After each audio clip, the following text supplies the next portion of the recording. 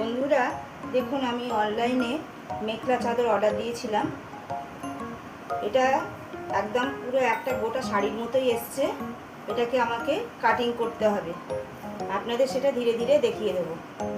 বন্ধুরা দেখুন, এইটা আঁচলের পোর্শনটা এই অবধি আসছে আপনাদের আঁচল।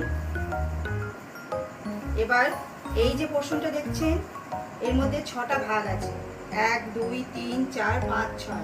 এই পোর্শনগুলোকে আলাদা করে করে কেটে নিতে হবে। এইগুলোকেই এই যে আঁচল, এই আঁচলের সাইডে সাইডে লাগাতে হবে। এই যে 6টা ভাগ কাটার পরে তারপর থেকে যে ভাগটা শুরু হচ্ছে, এখান থেকে শুরু হচ্ছে আপনাদের মেখলা নিচের পোর্শনটা এই অবধি। এরপরে এই যে পোর্শনটা রয়েছে প্লেন পোর্শনটা, এটা হচ্ছে আপনাদের ব্লাউজ পিস। এবার আমি আঁচলের পোর্শনটা আগে কেটে নিচ্ছি।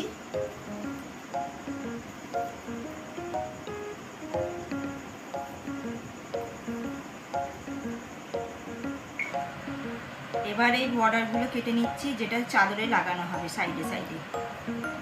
6টা বর্ডার আছে, ধীরে ধীরে আমি বর্ডারগুলো কেটে নিচ্ছি। চাদরের বর্ডার লাইনের লাস্ট পার্টটা আমি কাটছি। এটা কাটলেই এই দিক পোর্শনটা শেষ হয়ে যাবে। বন্ধুরা এবার আমি মেখলার পোর্শন থেকে ব্লাউজ পিসটা আলাদা করে নিচ্ছি। এই প্লেন পোর্শনটা ব্লাউজ পিস।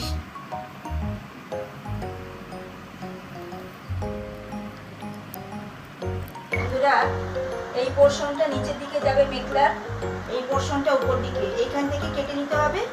নেওয়ার পরে এই দুই পোর্শন সাইডগুলো জুড়ে দেবো, দিয়ে এই পোর্শনটা এরকমভাবে মুড়ে নিয়ে সাইজ অনুযায়ী করে দিতে হবে, তাহলে এই মেখলাটা তৈরি হবে।